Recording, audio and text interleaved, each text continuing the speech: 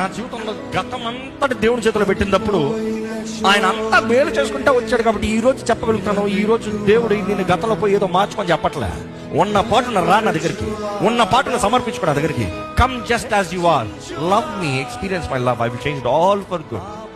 అంత ఒక మేలు వరకు మారుస్తా, అంత ఘనంగా చేస్తా, అంత నా మహిమార్థమే నిలబడతా. ఎంతమంది నమ్ముతారండి దేవుడికి అంతా సాధ్యం అంటారు? ఏమైనా చేయగలవు, నీ నామముకే మహిమ